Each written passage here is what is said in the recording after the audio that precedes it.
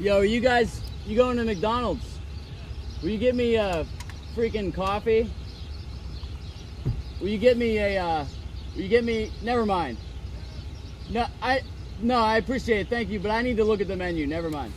Thank you. Okay. Gotta have that coffee. Even if it is McCafe. Nah, I went there earlier. You guys practice today? No. No, not today. We kind of have like there's like a weird thing, like, you know, like I don't know if it's superstition at this point or if it's like real, but I don't know. It kind of seems like the day of a show, if you practice, like it's just kind of like bad news. You know what I mean? It just doesn't, like, something has always happened to where, yeah, I could attribute it to the fact that we practiced that day. Like, for example, like if someone's out of town, you know what I mean, up until a show, like I've been in that situation before, like say Johnny's out of town, you know, doing a show with his dad or whatever, and like we need to cram for practice, like day of show, you know, for whatever reason something happens at that show, we don't play very well, and which is unexpected because, you know, you think like, you know, you practiced, I mean, you should sound good, you know, you should be able to play your best, but, you know, so like I said, I don't know if it's superstition or if it's like real, but we just stay away from that, you know. With all the shows that you guys have been playing out of town and outside of Pittsburgh, where there's been a lot of you guys, you know, the approach to the live show has been very much about bringing people over. Yeah.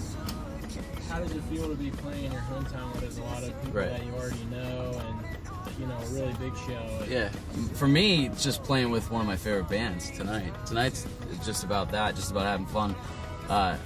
You know, rarely, you know, do you get to play a show that's with a, you know what I mean, with one of your favorite bands. I mean, like, you know, so that's, like I said, that's what it's all about for me tonight, you know. How long have you known Bayside now? Oh, man. I don't know, like, maybe like 8 or 9 years. And how did that all start? Did you guys just kind of meet them along the way? Yeah. Punchline? Yeah. Well, Punchline, we were supposed to tour with them like a few times before we met them, and for whatever reason, like 2 times, I think, and for whatever reason, we had to bail, you know, early on. You know, we kind of had to just bail. We kind of had to reschedule.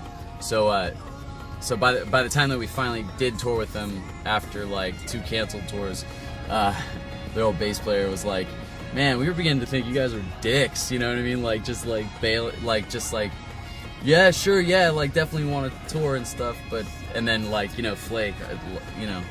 But I mean, it's not like we canceled day before, but you know what I mean.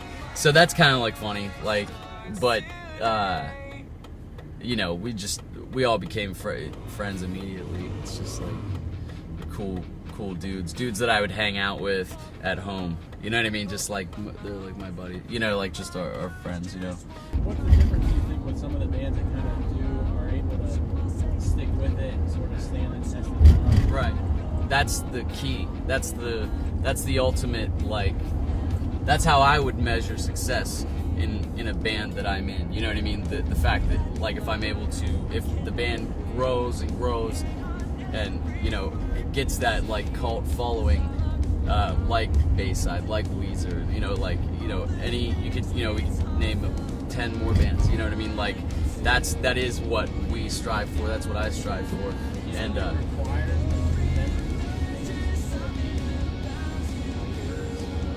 yeah. I guess it takes a little bit of both, but you know what I mean? Like, you look at a band, those members get weeded out, as long as, like, you know what I mean? Like, the main, like the crux of the band are those personality types that will do it to the day they die. You know, never do anything else. You know, it takes that too. It takes like that you know, that carefree, ultimately determined, you know, outlook and personality and work ethic. Yeah, it's funny to call it work ethic. You know, I'm talking about being in a band, But yeah, there's plenty of times when like when you kind of think to yourself like, you know, what the hell am I doing? Like, you know, like I could be doing something where I'm like making money or something like that, you know.